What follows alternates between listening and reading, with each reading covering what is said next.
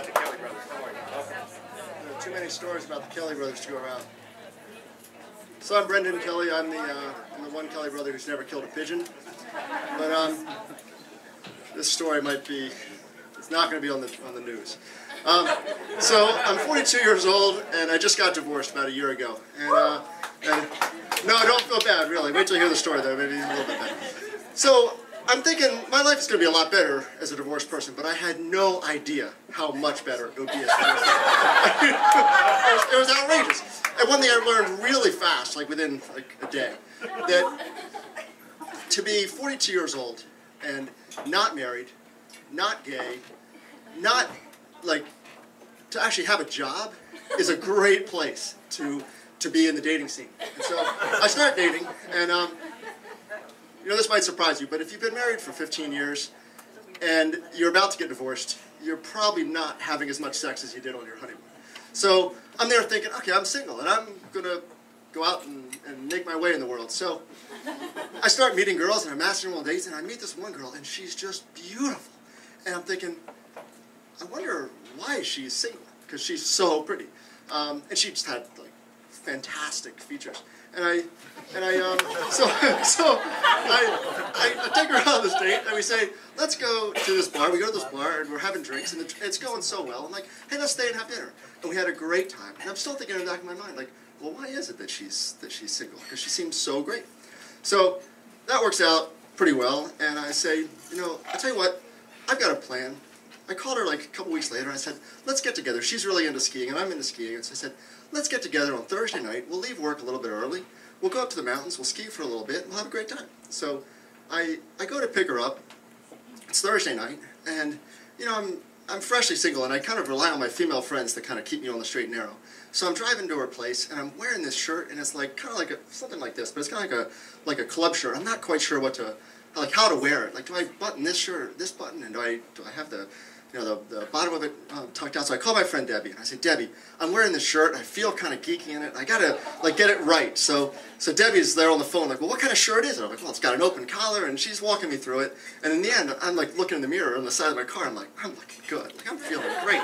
So I go and I pick her up, and we go skiing, and the skiing just sucked. But that's okay, because we had a great time anyway.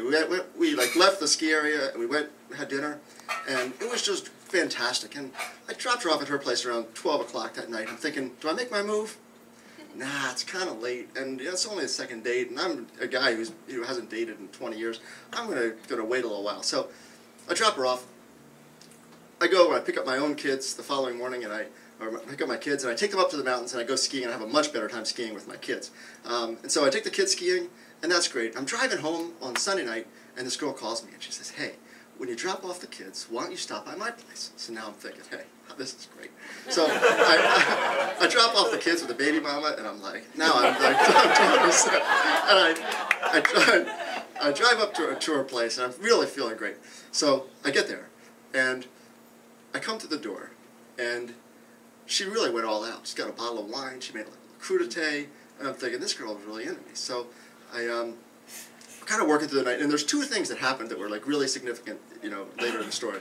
One was I was kind of teasing myself. I'm like, boy, you know, last time, you know, when I went out with you to go skiing, I was wearing this shirt, and I didn't know how to wear it, and so I had to call my friend Debbie, like, you know, how do I really want to make a good impression. So I was teasing myself about that. And the other thing that happened was she was telling me about her friend who had stopped by earlier in the day, and her friend had told her that she was having an affair with a married man. And I gave her my kind of 2 cents on that, which is another story, but, you know, that's a personality flaw that doesn't get corrected. But anyway, so that's a different story. So I'm going to go over, folks, forgive me. So I get there, and you know, one thing leads to another, and you know, we sleep together. And so I'm thinking, this is great. Now it's midnight, and I'm like, oh my God, like, you know, it's been a while, so I'm pretty excited. But at the same time, I roll over, and ladies, forgive me. I mean, you know, I know you think this is rude, but our bodies are just designed to shut down. So I'm there, and my eyes are rolling back, and I'm like, I'm about to fall asleep. I'm at T-minus 90 seconds, and I'm like ready to go out. And she starts in on me. So tell me about Debbie. And, you know, forgive me, I had very little blood left in my brain at this moment. I like should have just pretended to continue to fall asleep, but I couldn't help it. I'm like, well, I don't know. She's a friend of mine, and like I call her for fashion advice sometimes. Well, what are you gonna tell Debbie? I'm like, well, I guess I'm gonna tell her that her fashion advice worked. At this point, I really, like, every moment that the conversation went on, I realized I should really let this thing go. Well, at some point, she starts saying, "Are you really going to tell her that we slept together?" I'm like, well, wait a minute, you know, it's not like it's locker room talk. I'm going to tell her kind of what I just told all of you.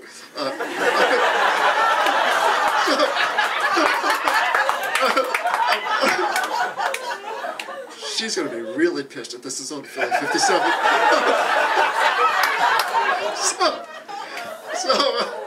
So, at some point she goes, I'm saying, like, I think you're searching for something that doesn't exist. Like, are you saying, like, you want to date a guy who's not going to tell anybody? Like, you're looking for something that I don't think exists, and if you did find a person who wouldn't tell a friend, I think it's really unhealthy. Like, what do you think? No one's going to tell her? She says, you know what I think? I think you're an asshole. I'm like, honey, I just got divorced and I wasn't called an asshole. Like, I don't need that in my life. So there I'm like putting my clothes on. She goes, where are you going? Were we both part of the same conversation? So I'm driving home that night and she starts calling me. Like, when are we going to talk next? When are we going to talk next? I'm an asshole. So I hang up the phone and I'm thinking, you know what? As much as I really, really didn't want to get laid, there are times when I'm just better off doing this myself.